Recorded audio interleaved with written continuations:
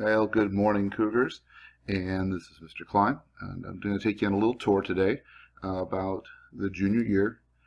We feel like it's important that we talk a little bit about the junior year because it is the most important year of school for you, and it's very important that you are prepared to venture in the last 2 years of high school into the career or the college that you want to get into. So what is it about grade 11 that we want to actually talk about today? Well, in a lot of respects, the 11th graders are like the middle child of a family. They're not the oldest, they're not the youngest, they're not the first to do something in the family, and they're not the babies. So they get a little bit pushed to the side, or they don't get all the attention in the world.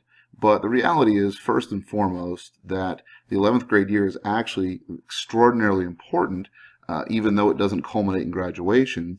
And it requires a lot of guidance, even though you're not new at high school. We feel like you need to be as prepared as possible for the future. Sometimes, though, students get through their junior year and they're not so prepared. And they end up trying to apply to college or try to apply for careers, and they're frankly just not ready. Society and literature. Good luck, Sean. Mr. Madison, the Industrial Revolution changed the face of the modern novel forever. Discuss, citing specific examples.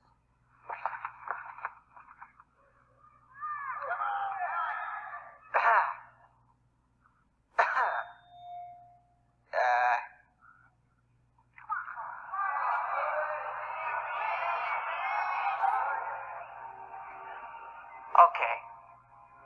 The Industrial Revolution to me is just like a story I know called The Puppy Who Lost His Way. The world was changing, and the puppy was getting bigger. So you see, the puppy was like industry, in that they were both lost in the woods. And nobody, especially the little boy, society, knew where to find them. Except that the puppy was a dog. But the industry, my friends, that was a revolution. I guess the point is, don't be like Billy Madison. Don't go into your junior year hoping that you can kind of BS your way through it, hoping that you might figure things out as they go along and not really take the time to be prepared. The reality is that if you try to get through junior year and you're not prepared for senior year, you're going to have a lot more work to do during your senior year than you're going to want to have to do, and you're not going to do it as well as you could. So you need to use this entire school year to really prepare yourself for what happens next. The reality is the junior year is an extraordinarily important, if not the most important year of high school. Here's why. Your grades, your involvement this year, your leadership this year, your planning this school year, and the finances that you're putting together with your parents are all going to dictate what happens 2, 3, 5 years down the road. It's going to significantly impact scholarships that you're eligible for. It's going to significantly impact how you can apply to colleges. It will impact the options and choices that you have in front of you and the decisions that you have to make. And ultimately, it's going to dictate how your adulthood begins. And we know that the trajectory is important there. You want to have a positive trajectory going forward, and being prepared is important. There's 4 key items that we're going to talk about today briefly, and that we'll expand upon throughout the year. The first key item to the junior year are, of course, your grades, and we'll talk about why they're so important in just a second. Secondly, you need to start thinking about the tests that you need to be taking in order to get into college, the SAT and the ACT. You need to understand what those involve and what you need to do to prepare for them now. Thirdly, you need to start exploring career options and college options.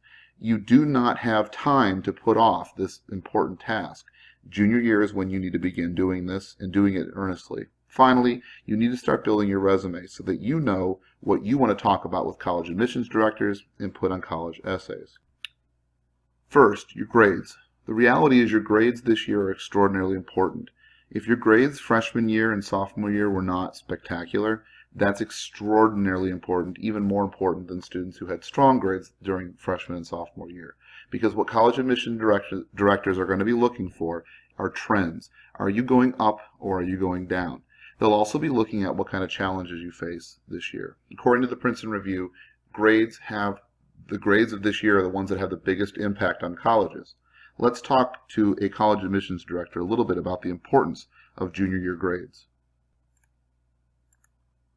This question comes from Diana on Facebook. Is it true that colleges mostly look at grades from junior and senior year? What role do my grades for my first years of high school play? Well, yes and no. The reason why colleges really pay attention to grades from junior and senior year is because they are the most representative of who you are academically right now. The grades that you had in 9th grade and 10th grade are still really important because they start to show where you started from, what your interests were, and how they developed over the years.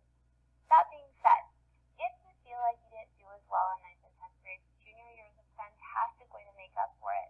Take courses that are interesting and challenging and do as well as you can. And write about how you made that difference happen in your application. Colleges really want to see an upward trend if possible.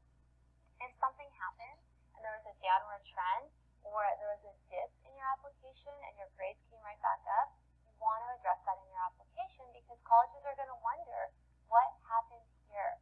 And if you can explain that, you're going to give them much more comfort. So, yes, your grades from junior and senior year are very important. And remember, it's typically only first semester of senior year that colleges look at for admissions purposes. Other than that, you're going to hear back from your schools in March, and that's well before your final semester grades will be set for 12th grade. You must still do well, though. If you don't do well, you do risk getting your offer rescinded. So, yes, junior and senior grades are important, but overall high school experience is also important. Look for trending, look for a dip, look for anything that you need to explain, and make sure you give that explanation in your application. Next, let's talk about the SAT and the ACT just a little bit. Both of these tests are valuable, and colleges use them to allow students to matriculate to their universities or to the college. Students will have to take them if they want to go to college. You don't necessarily have to take both. One thing I'm going to recommend is if you're looking at taking the SAT, you should take the PSAT on October 14th. It's a very good way to prepare for the SAT. It's only $20, and it's a great way to compete for scholarships through the National Merit Scholarship Corporation. As advice, I would recommend that you do take either the SAT or the ACT or both of them during your junior year. Get a jump start on your senior year. Get the opportunity to get the test under your belt and see what it's like.